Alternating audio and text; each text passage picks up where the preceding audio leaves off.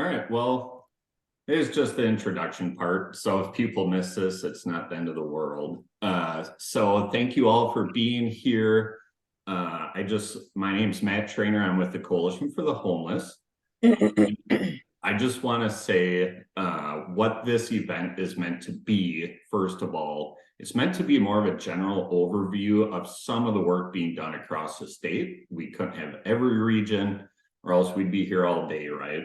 But the focus of this is to be able to help generate ideas, to hear what other parts of the state are doing, to ask questions, and most importantly, to just be connected, to connect names and faces to other folks doing similar work. All of us are trying to end homelessness.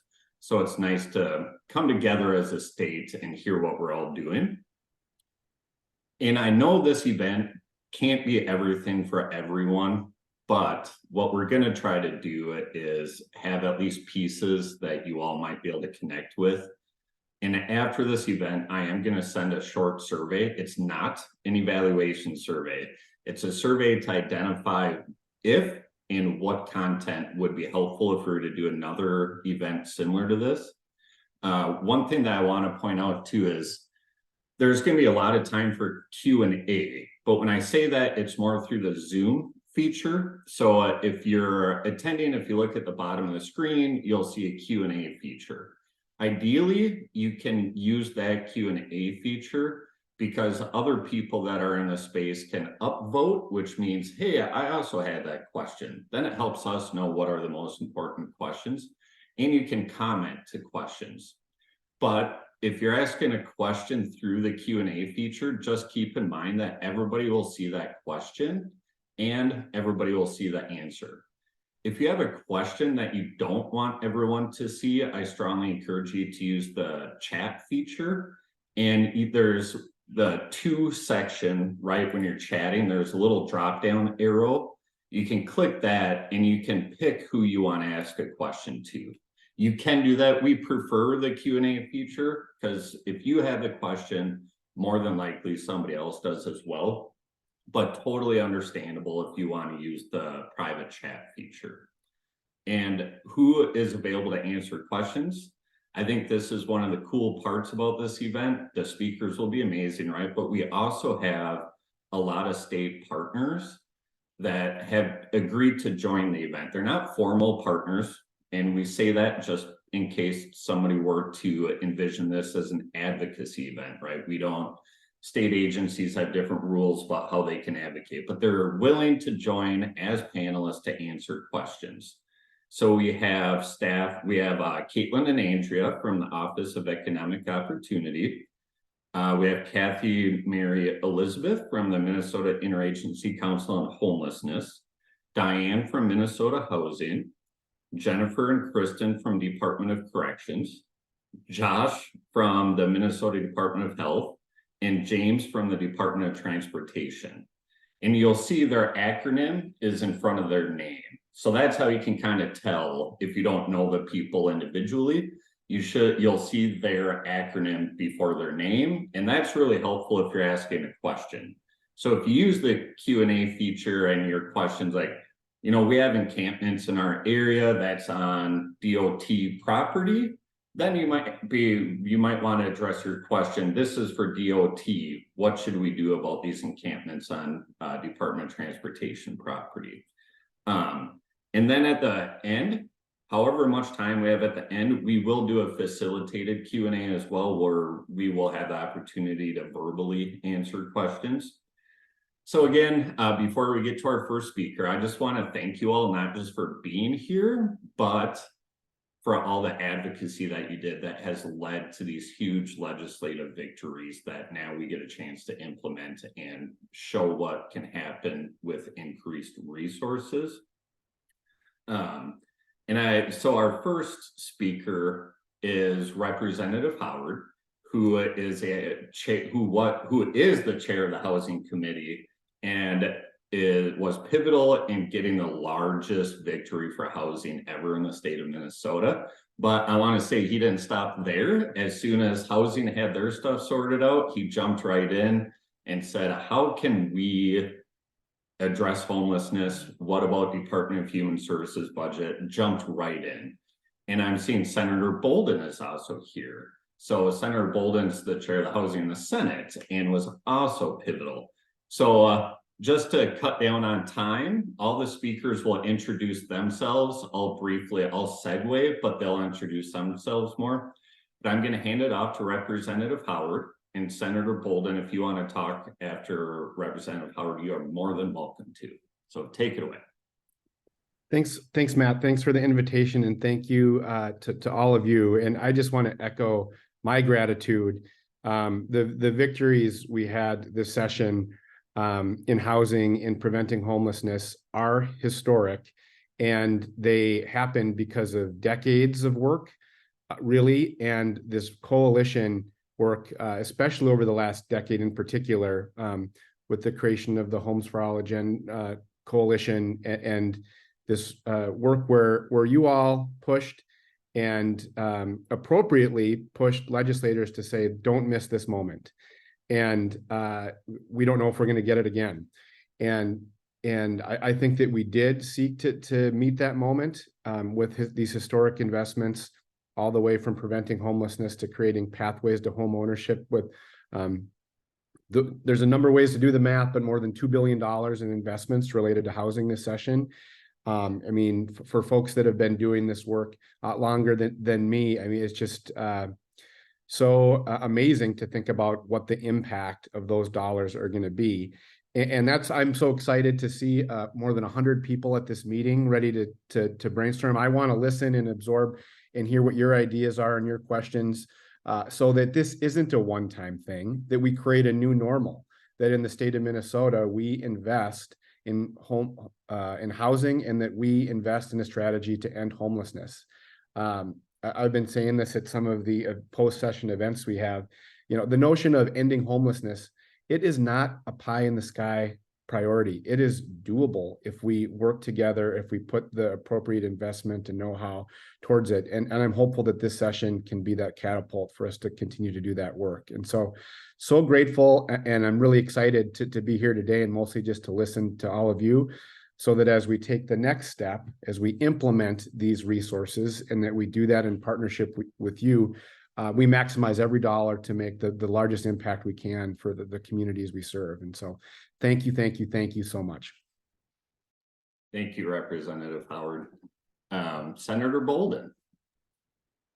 Good morning. I'm going to just start with echoing that gratitude. Thank you for the invitation and for holding this space today. And again, it's impressive that so many people are here and engaged, and grateful to be here. But more than that, grateful to all the work that has gone in organizing and advocacy and work in this space over many years. And so I'm Liz Bolden. I represent District 25 in the Senate, which is mostly Rochester, and I serve as the vice chair of the Housing and Homelessness Prevention Committee in the Senate. I also just want to give proper shout out and credit to Chair Lindsay Port, who is amazing, and I'm grateful to work with her every day, as well as partnership in the House. We really were able to have a good partnership into moving this work forward together as a team, and I think that's really important. And so I'm really proud of all that we were able to pass and accomplish this session. And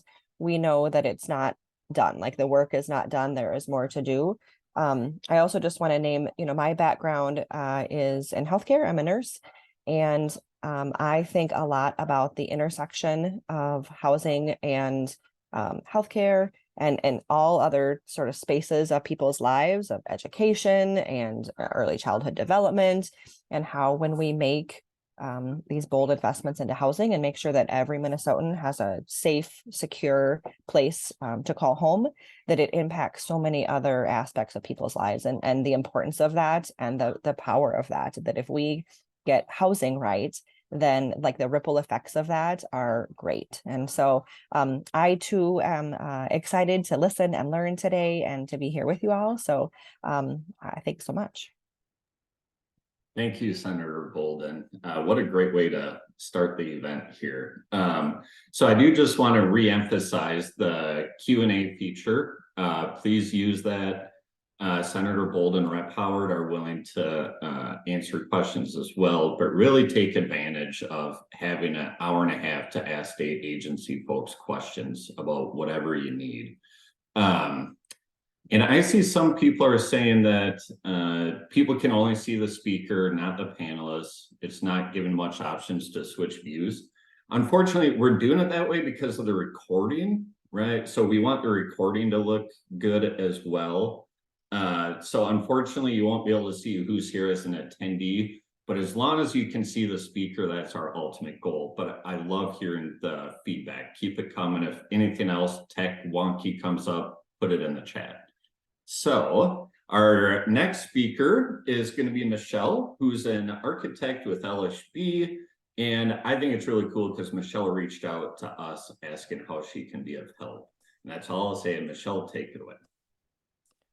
Thanks, Matt. And thanks everyone for being here today, and Matt for inviting me to participate. I'm really excited to be here. I just love this community of people advocating for folks who don't always have a voice. So just a little bit about me and about LHB. LHB is a multidisciplinary architecture and engineering firm. We're based in Minnesota. We have offices in Duluth, Minneapolis, Cambridge, and also in Superior, Wisconsin. And I co-lead the housing studio at LHB. We focus largely on work for mission-driven organizations, nonprofits and public agencies designing high-quality, affordable housing, supportive housing, emergency housing, and shelters. So this I feel like you're my people. Focused all my career on working with organizations like yours. I'm pleased to be with you today and just be a resource for anyone with questions about planning for a shelter or emergency housing program or housing of any kind.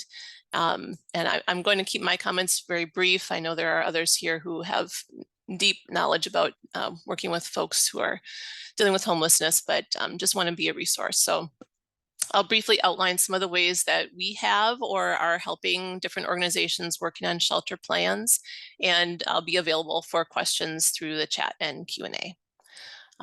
So how can we help as the architectural community? I know Matt has a list of folks who are architects and engineers. Happy to help and be a resource. I can certainly provide my contact information. I know Matt also has it. But some of the things that we've done in our office is one thing that we do regularly is review existing buildings for clients who either have an existing building that they are operating a shelter out of or are looking at purchasing or leasing one. We can analyze zoning issues. Some communities don't even have a place for shelter in their zoning code. So working with the city to figure out how would this fit within your zoning ordinances? How can we make this work? Looking at things like building code issues. We just recently worked on designing a shelter for Simpson Housing in Minneapolis. And one of their issues is that they needed a temporary shelter in between the use of the old shelter and before the new one gets built. So working with the city on finding a location that would be acceptable as a temporary shelter and working through the building code issues on that temporary location. We can also look at program fit. You know you have a need, but you don't know if this building is going to be the right size for your program. We can help with that. Some other examples are, we worked recently with Washington County in Stillwater area, looking at hotels as possible emergency housing and how that might fit their program as well. And we're working with Olmsted County right now, doing a similar evaluation. We can also do, if you're looking at a new build, we can look at site capacity studies and analysis. So again, we found a site. Is this going to be the right size? Is it too big, too small? And looking at zoning analysis as well to see if a shelter or emergency housing would be allowed in that location. And we can do that on one site or potentially multiple sites if you have, if you're looking at different locations or wondering if they might be a good fit. We've done that with an organization, Avenues for Youth in Minneapolis, working with them to find a site for the past year and recently located a site that works well for them. Another thing that we can help with is programming. You might have an existing program, but you're looking at expanding and wondering how much space do we really need for that? And what kind of relationships do we need between those spaces? One thing that we have learned in working with a lot of organizations on shelters is that no shelter is exactly alike. There are different needs for different resident groups. There are different needs based on how you handle programming and staffing. So we can work with you to figure out what that program needs are. Also part of programming is reviewing of trauma-informed design principles and really making sure that the design of the building is supportive of folks coming out of homelessness and helpful in that way. We can also help with stakeholder and community engagement, providing important input from service providers, program staff, and really critically people with lived experience so that you know that your building and program is going to meet their needs. So we can help all the way from schematic drawings and providing a scope of work on a rehab for budgeting purposes. And once funding is in place, we can help take the project all the way through city approvals, creating and coordinate construction documents and specifications for the contractor to build. And then we can also be involved during construction to help provide construction observation to confirm the work is done as you have planned. So that's just a really brief overview of different ways that we have and can help. And again, be happy to answer any specific questions in the Q&A. Thank you, Michelle. And for those of you applying for shelter capital funding, I really think that's, as Michelle is saying, where they can really shine and answer some questions. So please take advantage of that. All right, so thank you, Michelle. Our next speaker is Gina with the Association of Minnesota Counties, who you all may or may not have noticed, but they have really been helping with our work at the Capitol and in the community to prioritize homelessness and housing. So take it away, Gina. Thanks, Matt. Well, MCH has been a great partner with us, kind of helping us get into this space a little bit more. Over the last few years, counties have become more and more active in advocating for housing solutions, including workforce housing, affordable housing, senior housing, and then also resources for homelessness. Counties are often the front door for people facing homelessness. And so they are looking to help develop those solutions to solve this in their own communities. Especially in greater Minnesota, we know increasing your shelter capacity is really important in order to allow people to stay in their local communities and receive services and identify shelter. Versus leaving the area that they have maybe their family and their other supports and going to the metro in search of those resources. And so we were really excited that funding did come through in this last legislative session to be able to increase shelter capacity around the state. And that's something that AMC will be continuing to focus on. Most likely in the upcoming sessions as we hear from our members that it continues to be a priority for them. For those of you who are interested in working with your counties to develop shelter or increase capacity, the avenues will differ in each county, kind of depending on how the county is structured. But I would recommend starting by contacting the office that handles just housing in general or community development, and they can point you in the right direction or connect you to the right people, or even your county administrator will be able to put you in touch with the right stakeholders or county folks. And then as you're thinking about planning for shelter, counties have really talked about the need to get that stakeholder and community engagement that Michelle just spoke about. It's really important to hear from all the community-based organizations that exist, the nonprofits, the members of the community in the area, and really kind of take them along as you are doing the planning and find out what concerns they may have, and then how you can address those concerns and to be developing those community relationships.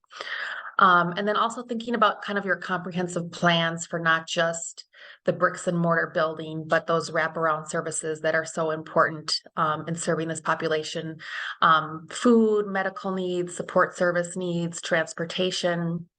and all those different community engagement outreach efforts can help as you are planning for all those components.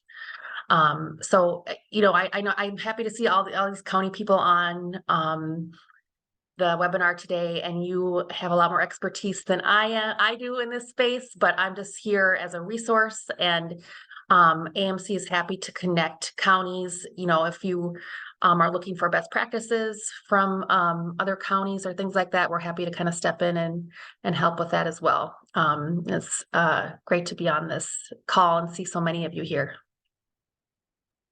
Thank you, Gina. And when you say each county may be doing things differently, that is so true from what I've heard as well. So I'm glad AMC exists and that you're here as well to offer some help as needed. So Thanks, Matt. yeah. So now we are going to have Nancy and Erica from the Mankato region to talk about what they are currently doing.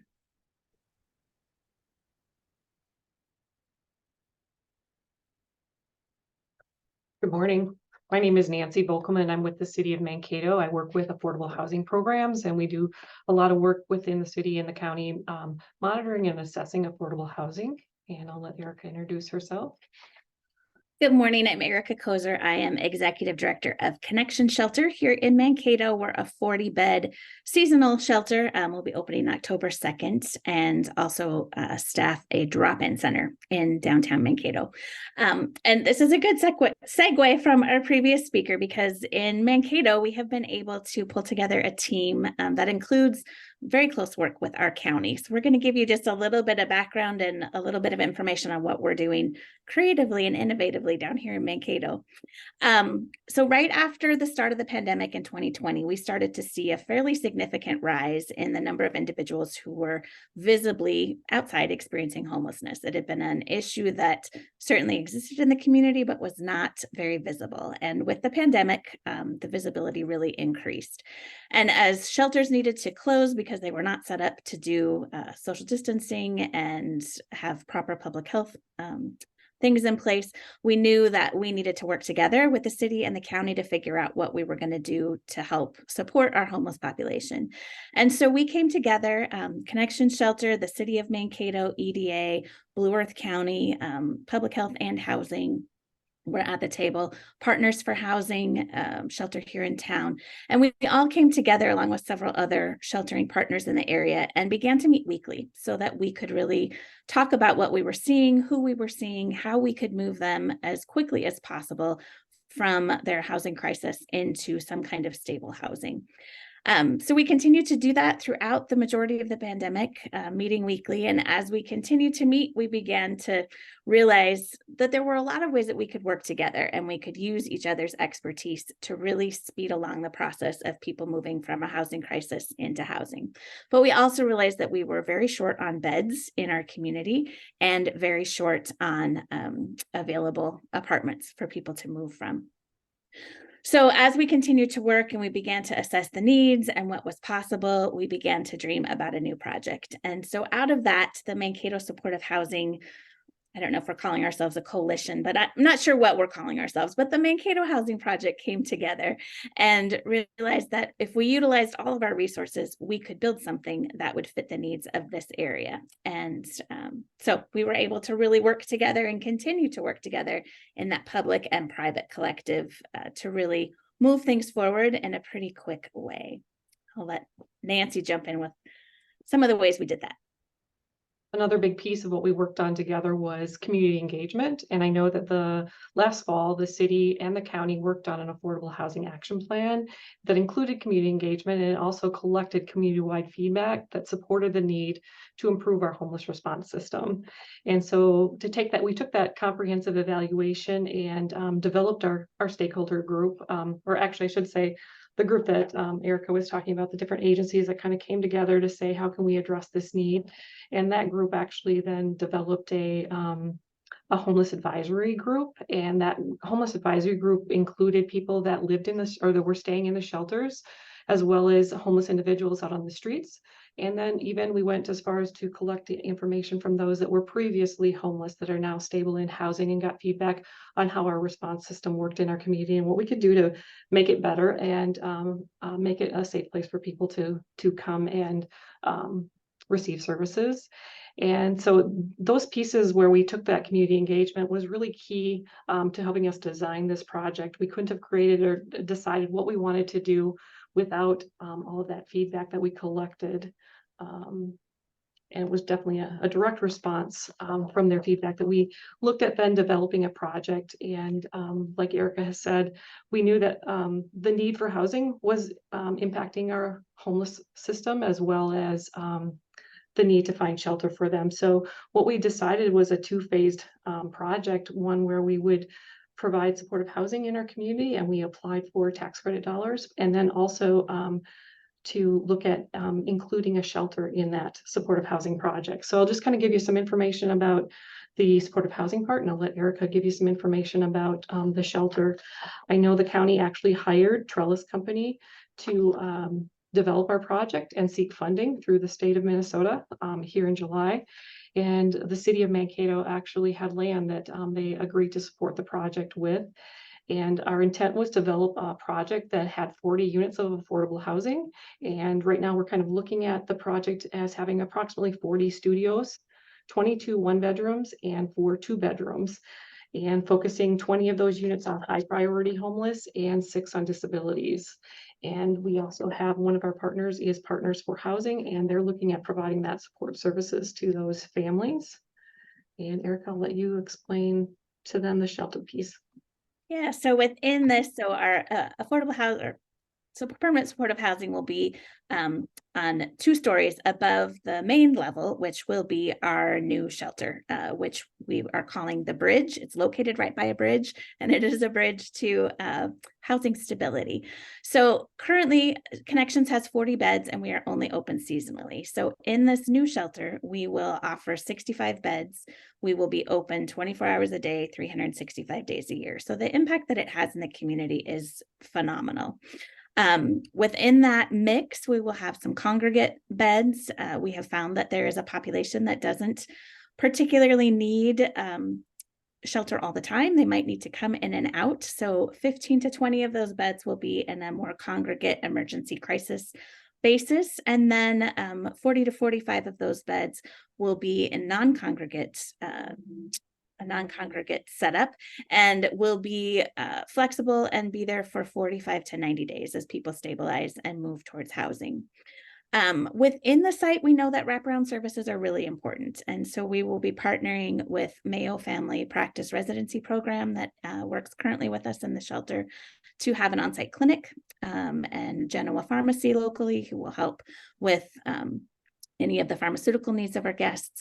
We will have a commercial kitchen that will be able to offer both 3 meals a day and job training for our guests who are in the shelter or in the permanent supportive housing. 24-hour access, which we don't currently have, so that will be wonderful. And then lots of different community spaces for outside providers, social workers, case managers, arms workers, to come in and meet with individuals as they are stabilizing and working through their housing goals.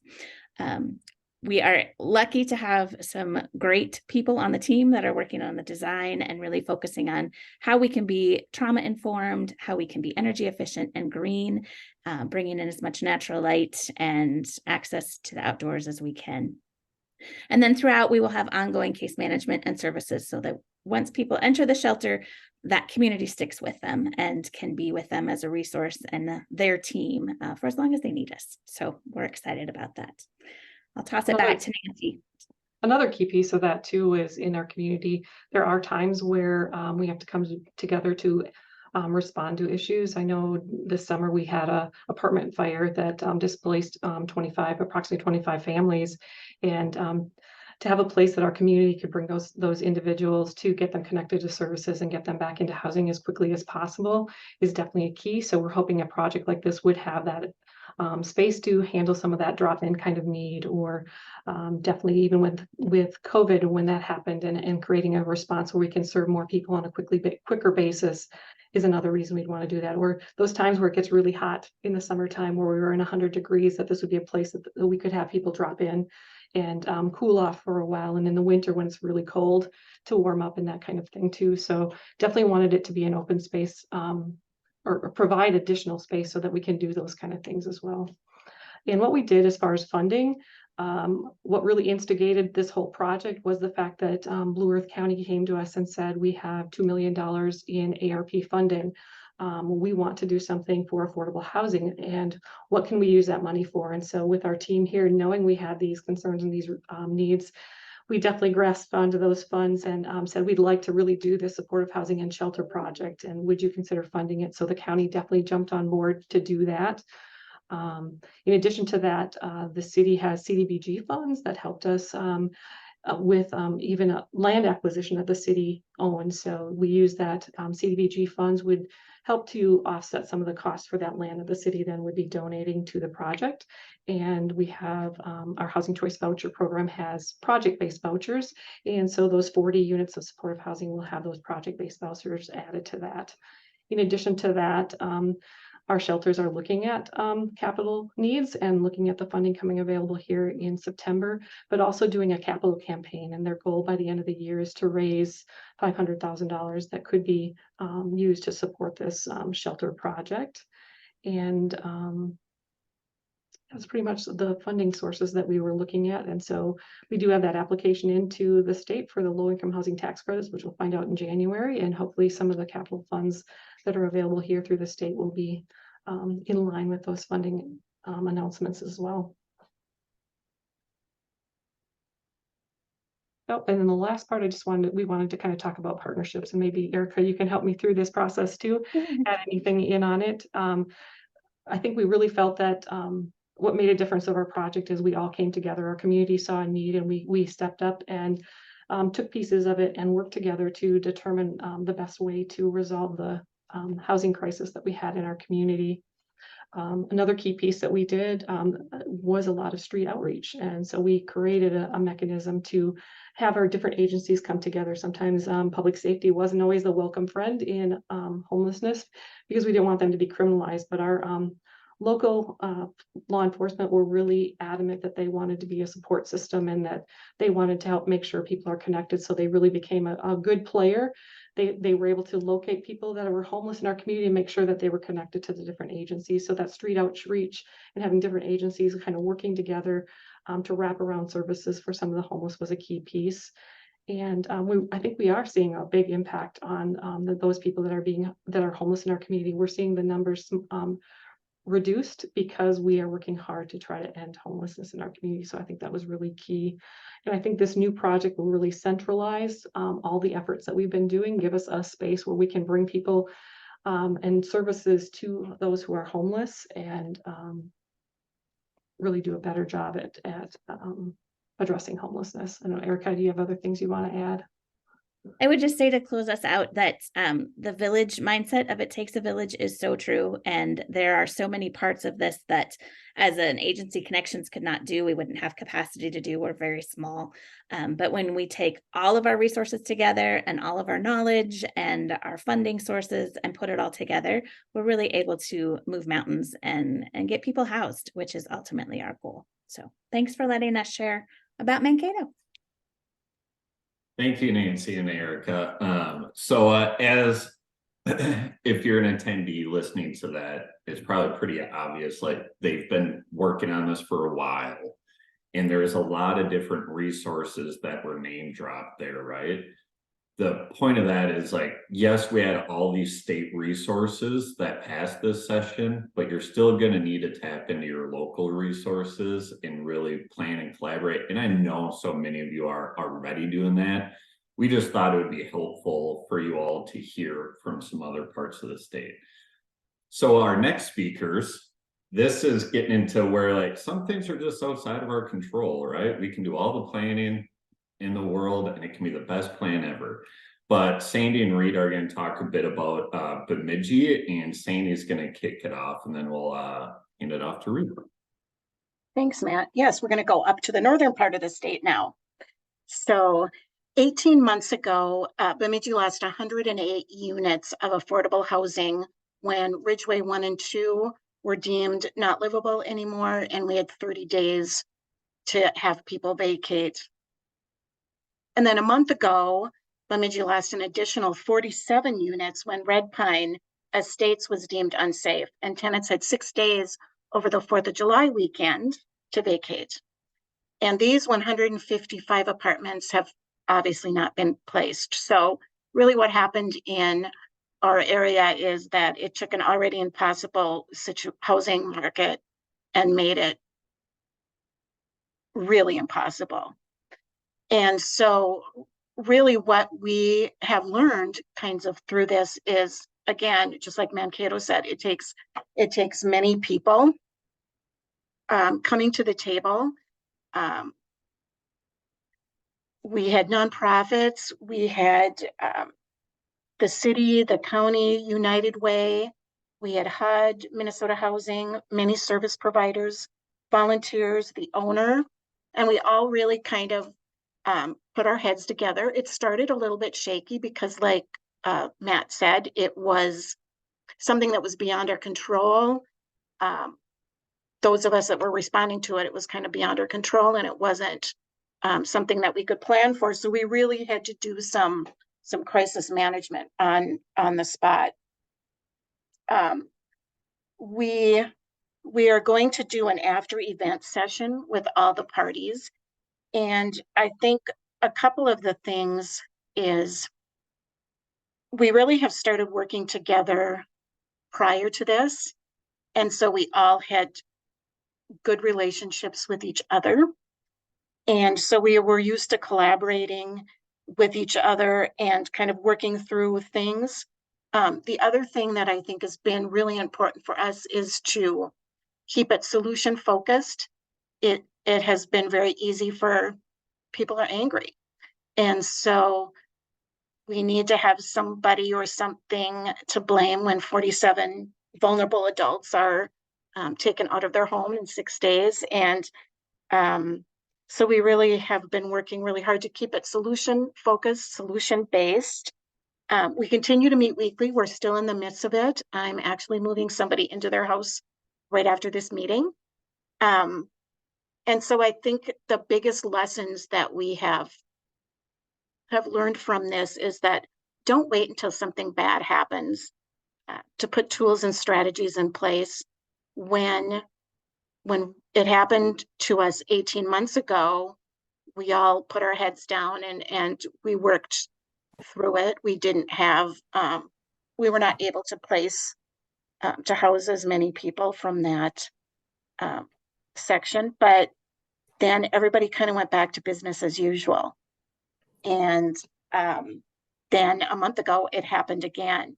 And so as a city, as county, as we're just really thinking through that we just don't want this to happen. So we're coming together and we're really working on things to just put tools and strategies into place.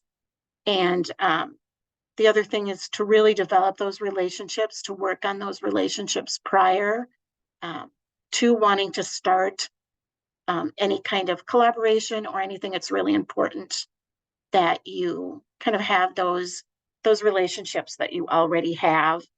And again, I can't say enough about community and stakeholder engagement. That is one thing that in any strategy and any tool that we are putting forward, we just want to make sure that the people that are affected the most are kind of at the table with us. And I'll turn it over to Reed. Thank you, Sandy. And yeah, I think one of the real successes of those real catastrophes is that I don't think one of those residents, of those 150 plus residents, ended up at any of our facilities. So the community was able to keep people out of homelessness, even though people were thrown into real precarity. So my name is Reed Olson. I'm the executive director of the Nameless Coalition for the Homeless. We operate a seasonal overnight emergency shelter and a day center. And we just got done with phase 1 of our remodel of our day center. I'm going to share a couple of slides here if I am able to. I am just so bad at this kind of stuff. So forgive me. Here we go. This is a nice stylized photo of, this is our overnight shelter. We bought this tiny little church, and this is our day center called the New Day Center. And it was given to us by the Sanford Health here of Bemidji.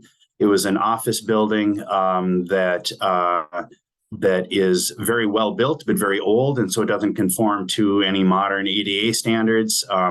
It's a split level building, and it had no elevator. So we were fortunate enough to get a deed grant back in 2021. It was a $600,000 grant that we got in large part because of Sandy's organization, the Headwaters Regional Development Commission, in cooperation with our EDA, Greater Bemidji, and the city of Bemidji.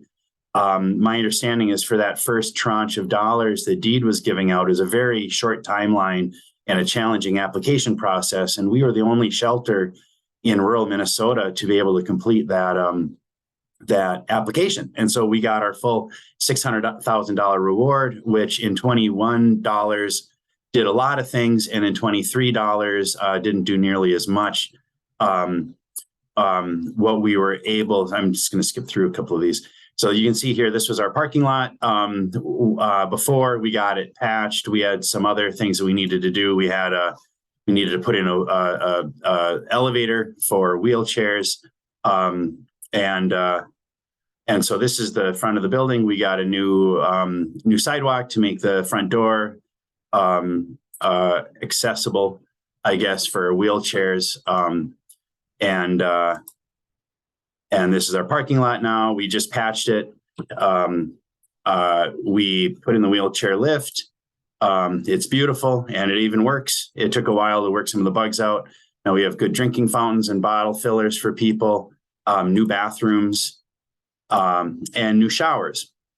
And so this was kind of the first phase of converting, and we got laundry service now for people. So now we have showers, laundry service, mail service. People can store a limited amount of their gear at our day center.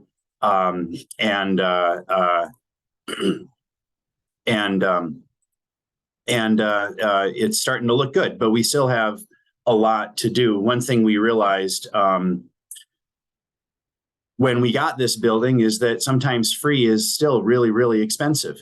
So we've spent about $600,000 and we'll be applying for the OEO dollars to initiate phase 2, hopefully the final phase. We need a new roof. We need a new heater or furnace rather, and some other. We haven't quite gotten to the stage of bells and whistles, but just of really making this space more functional. I'm always jealous of communities that are able to find the resources to build a shelter that is, from day one designed for the purposes of being a shelter. We have been lucky enough to acquire buildings for little or nothing and then convert them to our needs, which is it works, but to be able to build new is great. But yeah, and I'll just also mention what Erica from Mankato said, and it really is a collaboration. We would not be successful if it weren't for our partnerships, not just with agencies like the HRDC, but Sanford Health and law enforcement and the county and so many other agencies that have helped us figure out how to best work in this community and help get people out of homelessness and into housing.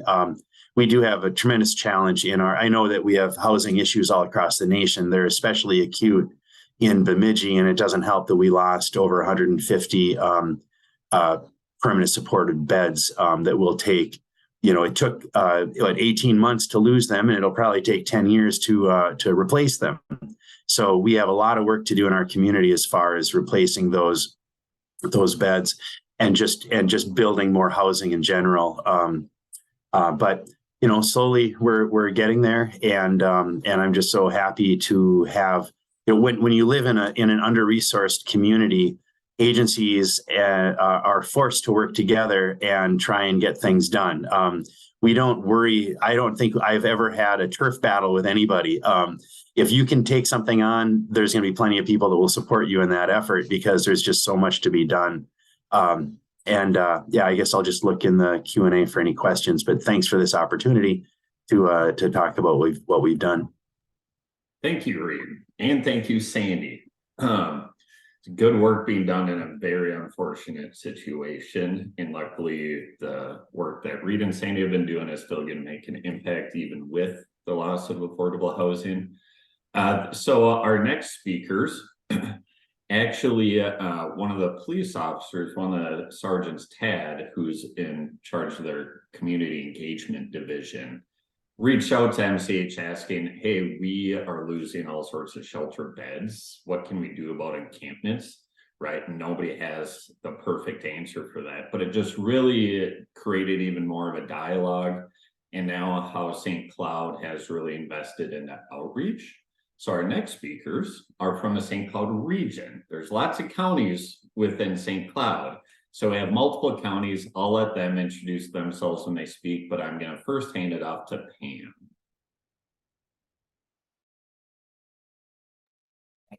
Thank you, Matt. Again, I'm Pam Illig, Stearns County Outreach Social Worker in St. Cloud, Minnesota. I thought we would go and introduce ourselves, and then we'll come back and give a little history of our collaboration. John Paul Dufour, Stearns County, Homeless Outreach, partner with Pam.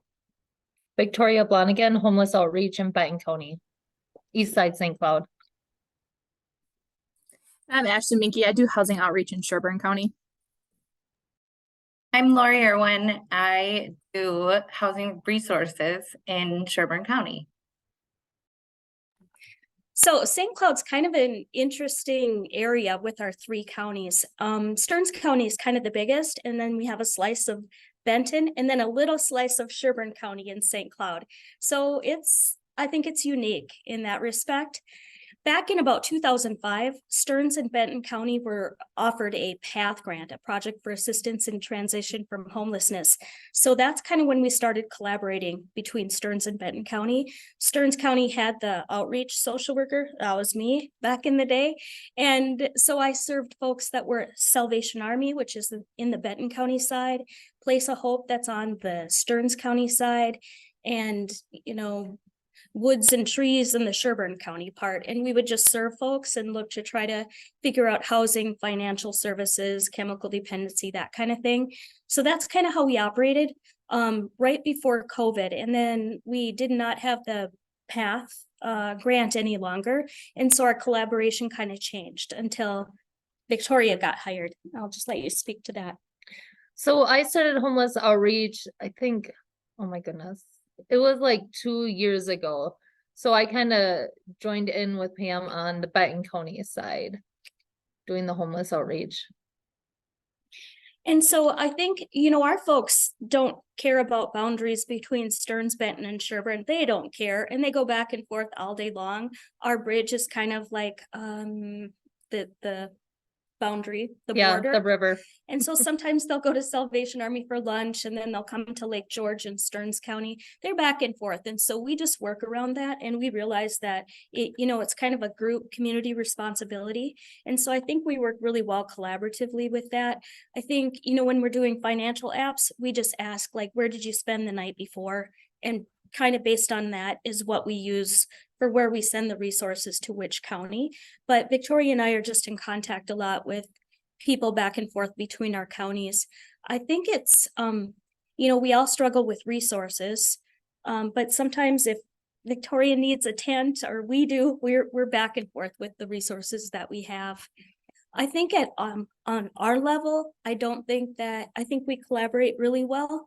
Sometimes what gets like a little more dicey is maybe if there's like a commitment, but I don't think we worry about that much. That goes to management and they figure out that piece, and it always gets figured out.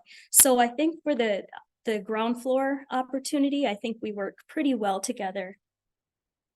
Add anything, John Paul?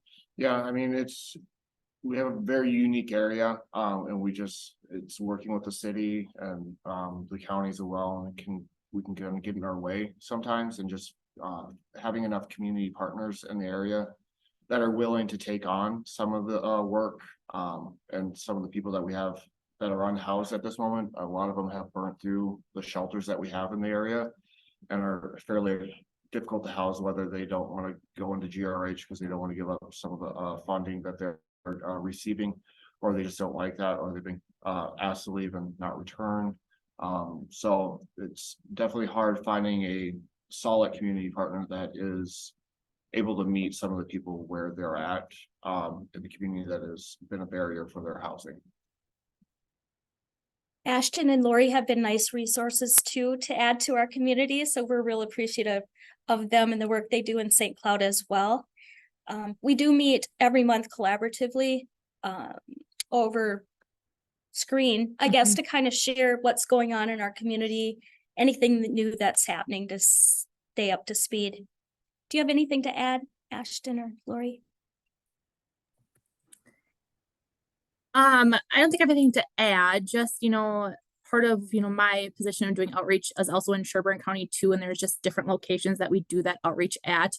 And so we can provide links of those places as well in our county, but it's just kind of being out in the community, like Pam said, meeting people where they're at, giving resources is kind of what I focus on, I guess. And I do like the different outreach and resources for Sherburne. I provide more of the case management side. Ashton's more of going out with the outreach wellness bus. I'm going to put a link in the chat for the different locations where we go out. And usually there's a housing worker, financial worker. They can do like applications in real time for their medical assistance, food support, emergency assist, any of the financial programs or housing. So I'll put that in the link so you can go right to it, or the chat.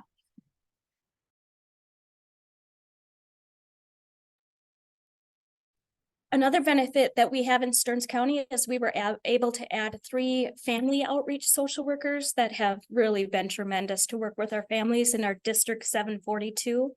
So that's been extremely helpful. We have a lot of folks over at Place of Hope North, a lot of families that we're able to work with, where John Paul and Victoria and I really concentrate on the single adults for the most part. And also we have a jail social worker that has joined our home team at Stearns County.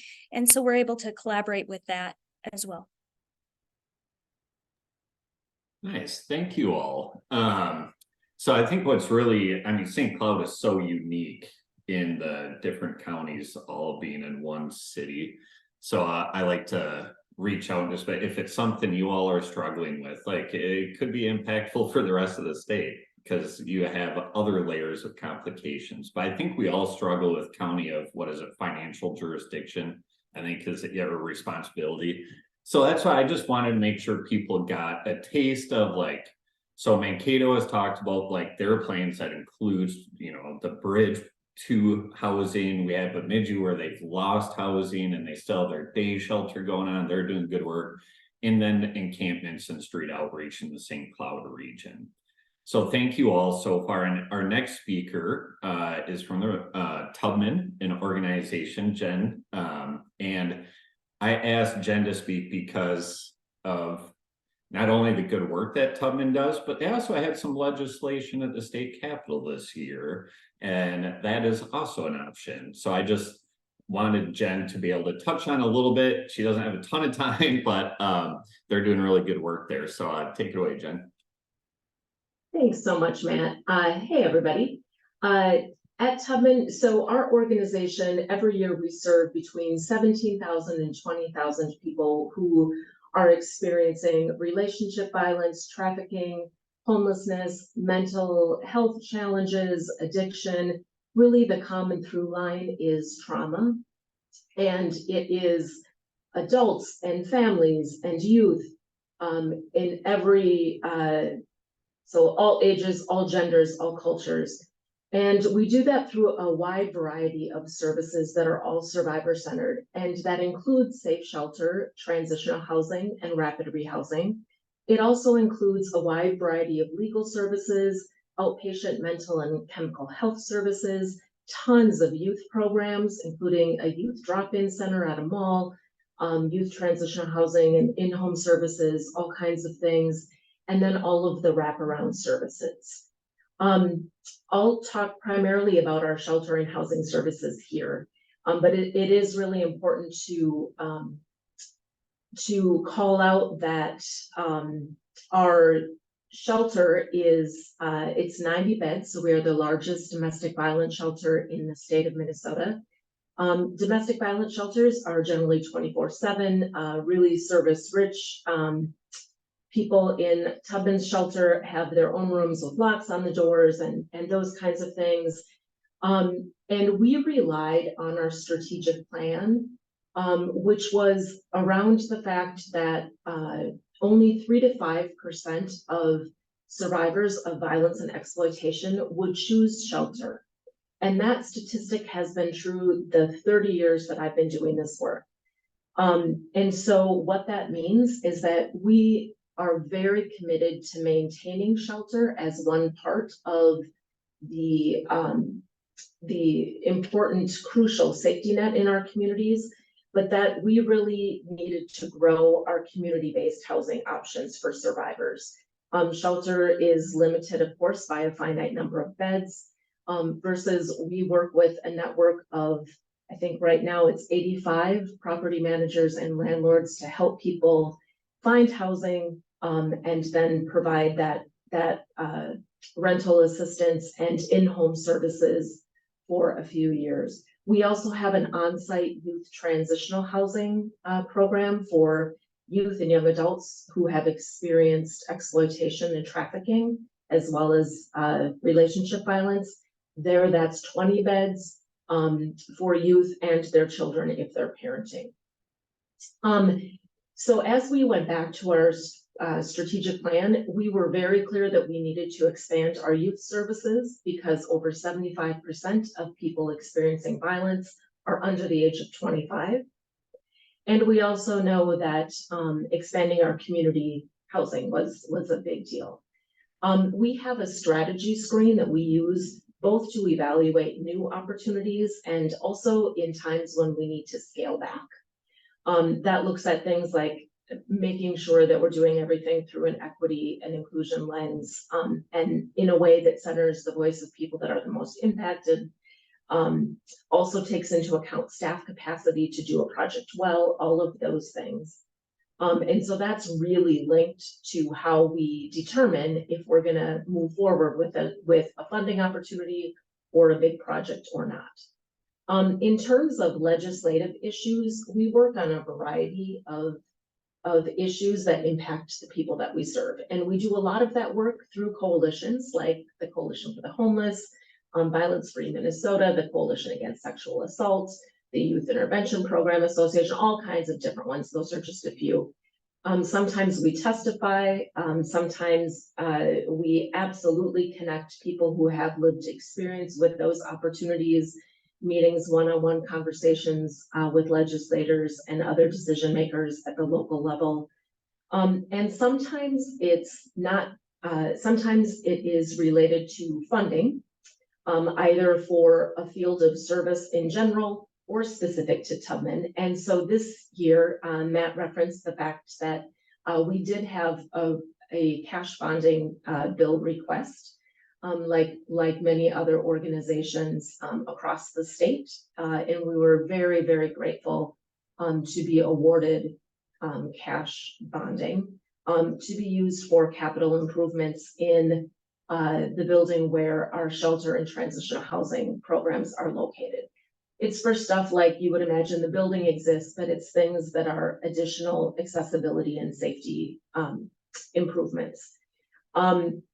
The other thing that Matt and I talked about earlier was around this intersectionality of the issues that people are living, right? So I think this group probably knows, right? There tend to be silos, and I'm really grateful that we're all trying to smash through those silos. But it's like homeless service providers, youth service providers, domestic violence, trafficking, people in recovery, mental health, you know, all of those, single adults, families, youth, all of those things. We serve people within all of those experiences, because they're often, any of us at any given time are experiencing more than one thing at one time. And one thing that is a little different about domestic violence shelter is that it's not bound by the county in which you receive public assistance, if you are receiving any public assistance. So sometimes it's no surprise that sometimes survivors want to stay in their own community, close to their support system, and sometimes they need to move to a completely different area to find safety. And sometimes it just depends on where available services are that have space to accommodate their needs. We have a really diverse mix of funding. On the operating side, it's State Office of Justice Program Crime Victim dollars, which include Violence Against Women Act dollars and Victims of Crime Act dollars.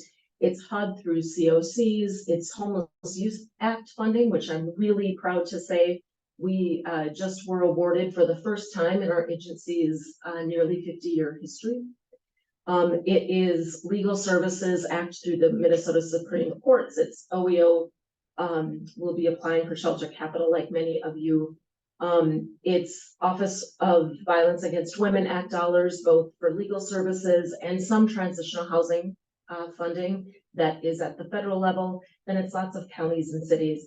I say all of that just to say that like many people in this webinar, it's a blessing and a curse sometimes to have diversified funding streams, right? Because of the match requirements, because we do a lot of fundraising in the private sector. But sometimes there are also opposing regulations in how we live into those dollars, some of which are very specific to serving survivors. And we know that even in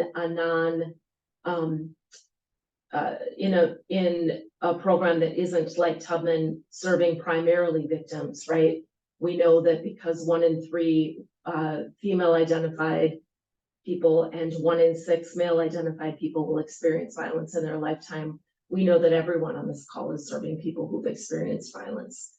But for that reason of that funding mix, we have launched, and we are midway through, a multi-year capacity campaign that includes money for capital improvements in our spaces, which is where that state bonding money came in, for which we are so incredibly grateful. But it's also investments in program acceleration. I saw one question in the chat about animals. I will tell you that having a pet shelter co-located at the place where our housing and shelter programs are on site is part of that campaign. Because we all, people, you know, pets are part of our families. But also there is a very real correlation for survivors of violence. Nearly 60% delay leaving an abusive situation because their animal has been threatened or harmed. Nearly 1 in 4 return simply because of that issue. And it's also one of the key predictors that law enforcement uses on the scene of a domestic assault to identify which cases are most likely to end in domestic violence homicide. So for all of those reasons, and just the good human care reasons that all of us care about this issue, that's a big piece of why that's part of the campaign. So I'm gonna stop because I have 5 seconds left in my 10-minute allotment. Thanks. Nicely done, Jen. You got a lot captured in the 10 minutes. And I saw something in the chat about asking if all these resources will be sent out. If anybody knows of a collective resource that lists all these things, I'd love to see it. We are going to attempt to create something at MCH's, but that might not be for a little bit. And I know it can be overwhelming to hear all these resources, but as Jen said, it's a blessing and a curse.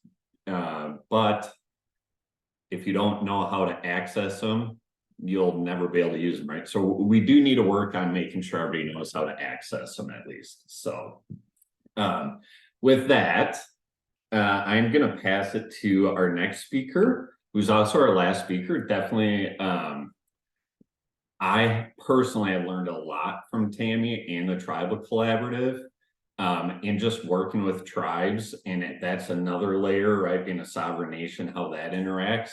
But Tammy just does such a good job of like its skills and things that we can use in all of our partnerships. But without further ado, I'm going to hand it off to Tammy with the Minnesota Tribal Collaborative. Manin Buju, Ningani and Nimki Benassi Akwe Indigenous. My name is Tammy Moreland, and I represent the Minnesota Tribal Collaborative. Today, in my few short minutes, I would like to talk a little bit about collaboration and working with tribes. When I personally think about collaboration, I think about respect. And in our culture, we have the 7 grandfather teachings, and one of the teachings is respect. Respect is represented by the buffalo. The buffalo gives every part of his being to sustain the human way of living, not because he is of less value, but because he respects the balance and the needs of others. He lives honorably in teaching and his actions towards all things. The buffalo shares and gives and treats, I'd like to remind everybody to treat others the way that you would like to be treated. Do not be hurtful to yourself or others. When you're working with tribes, sometimes tribes can be a little in the unknown area. And so when you're working with tribes, it's very important to listen and observe more than you speak. You need to learn to be respectful, and that can be demonstrated in many ways. Be willing to admit that you have limited knowledge of tribal communities and invite tribal members to educate you about specific cultural protocols in their community. When you're in doubt, make sure that you ask respectfully. Sometimes jargon and acronyms in the housing world, a lot of people have used those for a very long time. And sometimes we don't know what all those acronyms are. So when you're communicating, make sure that you're saying the words out so that everybody understands the conversation. I would like to give like a quick example of collaboration. When I first started working with the Mille Lacs Band and in the Tribal Collaborative, I saw the need to collaborate with every resource that was possible. And we have some resources that are in our neighborhood, and we never had a relationship with them. It wasn't because it was a bad relationship. We just didn't have a relationship. They kind of did their thing, we did our thing. And so we contacted an outside person that was a common person to both of us. We asked Mesh to help us with some introductions to get to know them. We set up a meeting. We set it up in a casual place so that we could just talk about what we did, what they did, and found our common area, which was to help people who are in poverty and people who are without shelter to become sheltered. And since then, we have had a really good collaboration with this outside or this agency that's not on the reservation. And we can call them up and say, hey, we have this client, you know, can you help them?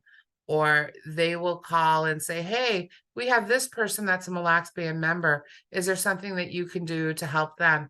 And so just by keeping that communication open, and being honest, and basically just communicating, has really been a benefit to both of our agencies. Sometimes there are some I don't know how to say it, some not so good ways to communicate. I had a personal experience where there was a group of people who were meeting. They would tell me the wrong time of the meeting. They would tell me the wrong place of the meeting. And I didn't feel welcomed. People didn't talk to me. It seemed like when I went to the meeting, it was a foreign language because they were talking in all these acronyms that I didn't understand. And I took an elder with me at the time, and she was like, Tammy, why do we go to these meetings? You know, these people don't like you. They're telling you the wrong thing, the wrong time. They just don't like you. And my response to her was, you know, I do not want to be invisible. I want people to know that we have people in our community that need shelter and that need resources. And so I'm going to keep going, and I refuse to be invisible. And just kept going to the meetings. Eventually, people started talking to me. People were friendly. I think maybe because I thought that I was like a bad penny and I wasn't going to go away. But just through the perseverance of going to these meetings, even when I felt unwelcomed, I still went. I still tried to be a good neighbor, tried to talk to people, and eventually people were more accepting. And now I go to this group of this meeting, and I feel respected. People listen to me, listen to what I have to offer on different subjects and situations. So it all turned out all good. And I know that we're kind of running short on time. And so I was going to try to stay at like 6.5 minutes. And so I would like to just leave this thought for everybody to think on, that eventually we're going to be ancestors. And so I want to challenge everyone to be a good ancestor for future generations. And just know that the little things that we do today will affect the future generations. And we're all doing great work. We're working together. We're making things change and happen. And when you feel kind of down and sad about it, please don't, because we are making change for the future generations. And I do hope that one day we will see that all of our relatives in Minnesota are sheltered. Thank you. Thank you so much, Tammy. Very powerful. Thank you for sharing those words. I do recommend sharing this video out once it's on the YouTube page and making sure people watch the entirety of it. I feel like everything Tammy just said really wraps it up in such a powerful way that no matter what you're doing, think about how it's going to impact future generations. Love it. Thank you so much. So what we're going to do now, we have about 15 minutes left. You can still use the Q&A feature, but I do want to give some time. So there is a raise hand feature. If you click on the bottom, it'll literally say raise hand on the bottom. So we're going to open that up a little bit, try to be as concise as possible, just in case there's multiple people. And the Q&A, the typed answers, I will be sending that out as well. So, but I think Ann Schwartz, you had your hand up first. So let's go to you. Okay, you should be able to talk now. Well, I think you have to unmute yourself, but I gave you permission to speak. I didn't mean to put my hand up, but here in Aiken County, we have a homeless coalition and we have no shelter. Brainerd and Grand Rapids are both developing them. How would you suggest we get involved with our neighboring counties? Is there any panelists that would like to talk about that? I think of the work St. Cloud. How, like, if you have like one tip, maybe any of the St. Cloud outreach workers about like, how did you decide to collaborate as a county and what was kind of the first step you took? So whether that's Pam. Pam, are you there? There you go. Yeah, I mean, we did a lot of reaching out. The thing that we have very unique to our area, even though we have multiple counties in our area, we are still a small area, but still and kind of big as well. But we had some things set in place. I don't think that probably the coordination would have been as well had we not have things like the CAT team, community action team, where we could have other entities come in and our log meetings with the police and having that connection of like working together with the city and law enforcement and other counties. And so it was a good place for people to come and meet and get to know each other face to face, especially with COVID and everyone moving to Zoom and people feeling a disconnect. And then once things started to die down with that, it felt like we got a lot stronger working together. But it was a lot of reaching out, and the other counties knew that we had a model already set in place, and it wasn't replicating what we do, but just asking what has worked for us and what hasn't worked for us. And we meet once a month to talk about, you know, things that we are seeing in the area, to stay on top of stuff, and where each other, if there's someone that we know that is in our area that came from another area, we can sort of collaborate without breaking any sort of HIPAA rules, but finding ways around that. But it does take effort and some time of having those connections. And because I know that Victoria sends stuff to us, and if there's something I know coming over Victoria's way, I'm like, hey, here's a heads up, this person's coming. I mean, I remember one time I was helping a gentleman get into an apartment that was moving from Stearns County to Benton County, and happened to run into Victoria at Target as he was getting stuff, and introduced the two of them, saying, hey, this person's coming to your area with their permission as well. So it was helpful. So it's just doing the little stuff, and you know, we're all in this together to fight the same fight, and doing what we can to do it, and not saying, well, that's your side of the river. Right. So I know Ann, and I know Ann, you're a convener, collaborator in your region. But I think what John Paul is saying, like utilizing what's already in existence at the counties and tapping into them and not recreating the wheel. But Ann, I think that's where the Association of Minnesota Counties comes in handy a lot too. They can't speak necessarily in every single county, but they can give some general talking points or suggestions. But I do, so if you were going to answer that question, keep it in your brain. But I do want to make sure we have time for Michael's question as well. So Michael, if you want to ask your question, you should just be able to unmute yourself now. All right, I think it's working. Yep. Okay, I've got a question. It's kind of an ask for everybody. The Minnesota Interagency Council on Homelessness just this month released their Justice Strategic Plan. And that's going to shape a lot of how state agencies, 13 state agencies, are going to be responding to homelessness and trying to prevent it. So I'm going to put that in the chat. Public comment period ends on Friday. But I think everybody here, your voices would be really, really valuable for that. Sorry, Matt. No, that's great. Thank you, Michael. Yeah, if anybody has any other like updates for the entire state, that would be helpful to hear. Now is also a good time to do that.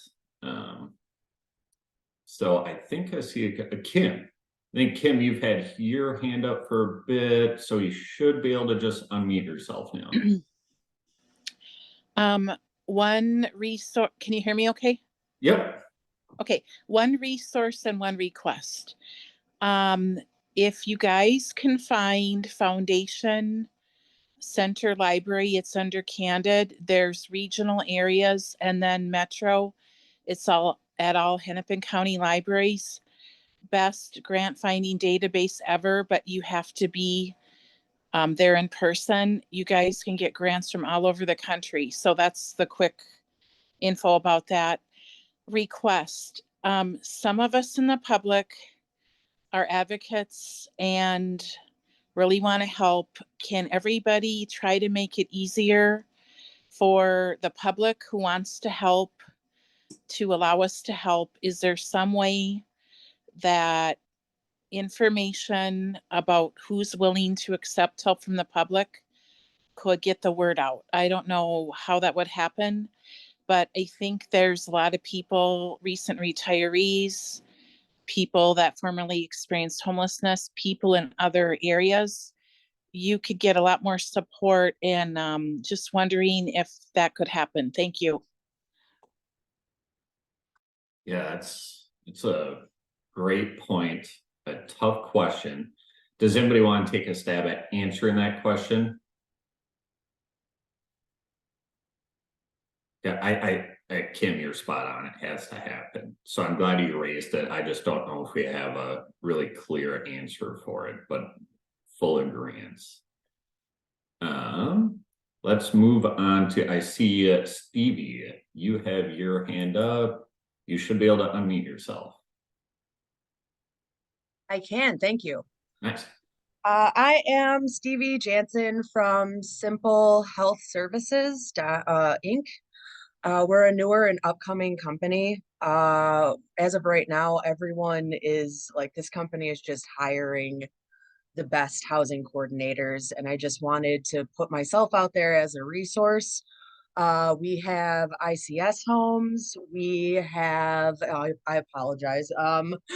Actually, as far as a lot of acronyms, I just have those memorized and I will work on that. But we do have ICS, we have assisted living, and we are looking and able to take on within the next month 100 different people throughout the state of Minnesota. We know how to apply for exceptions. I have an assistant that's sitting on her email right now that is answering and receiving emails and referrals. We're here to brainstorm and collaborate with anyone within the community. Personally, just to throw this out there, I've been doing this for 21 years, and I myself had cancer and was almost homeless, and this homelessness hits me so hard after that experience, and it always has. I grew up on the south side of Chicago, and I'm just here for anyone to collaborate with, and I have tons of resources that I can send out to anyone. So I just wanted to say that and say thank you to everyone for everything that you're doing within these communities to help, because it is making a difference.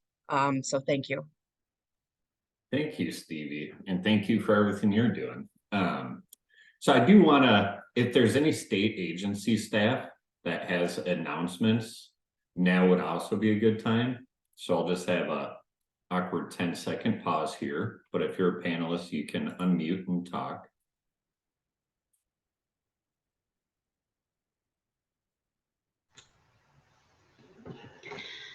This is Caitlin Warburton with the Office of Economic Opportunity. I know many of you have mentioned the shelter capital request for proposal that's currently out and available, but I just want to emphasize that that is an option, and you can send any and all questions my way.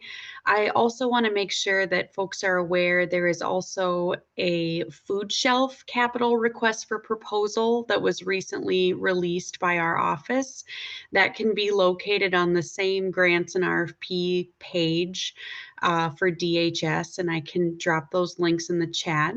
But that capital RFP would be focused on renovation and acquisition for food shelf spaces. So if you have a food shelf in your community that's in need of some capital investment, that might be something to check out.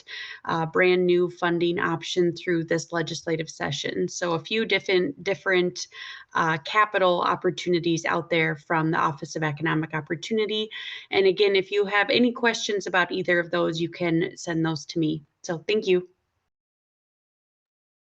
Thank you, Caitlin. All right, anybody else? state agency staff? Oh, hi, Matt. Can I Go just for speak it. just briefly? Yeah, thanks so much. Hi, everyone. My name's James Skoog. I'm the ombudsman for the Minnesota Department of Transportation. And I just wanted to try to just build connections with the shelter service community. We get a lot of critiques and feedback about how we do sweeps and how we can maybe use our right of way for emergency shelter. And I just want to invite this group, if you're ever interested in that, please do reach out. The DOT does want to be a partner. And yeah, I'm just here to help and glad to be connected. Thank you, Matt. Yeah, thank you, James. Super appreciative having you here. I do. So maybe our last thing, Rhonda, I might ask you to talk about like our conference and stuff, but I'm wondering, Michael, would you like to just highlight, if you're still there, Michael, what the lean is? It's such a cool thing. I think it'd be cool to verbally discuss it a little bit. Yeah, totally. And it looks like I accidentally sent the links and messages only to the panelists, so my bad. So LEAN is the Lived Experience Advocacy Network, and basically we meet every month and have kind of a safe space for people with lived experience who are, you know, working in the advocacy space or need help advocating for a situation they're seeing in their area. And we kind of just connect and have the network be built. And then we do educational events so people can learn, like, how does the legislative session work? How do I write a letter to my editor if I see something I don't like in my community? And so, yeah, it's really about building a network and community of people with lived experience across the whole state who want to help end homelessness. Thank you, Michael. And you put the website, are you going to make sure you chat that out to everyone as well? Yeah, I'm trying. Oh, Randy just did it. Thank you, Randy. Perfect. Thanks, Randy. Well then I think, Rhonda, are you there if you want to talk about our conference and the upcoming deadline? Yeah, I popped in the chat our website for our conference. Registration is open through the end of the day on Thursday. Yeah, it's coming up very quickly. It's September 18th and 19th in Duluth.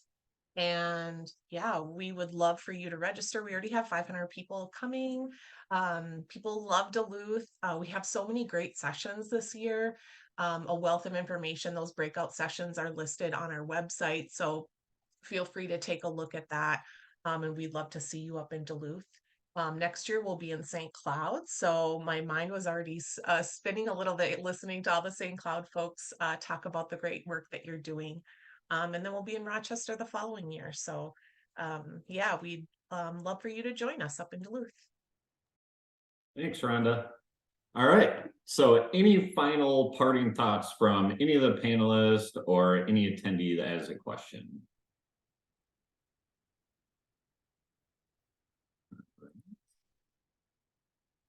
I see Kim and Stevie have their hands up. I'm guessing that's from your last comment.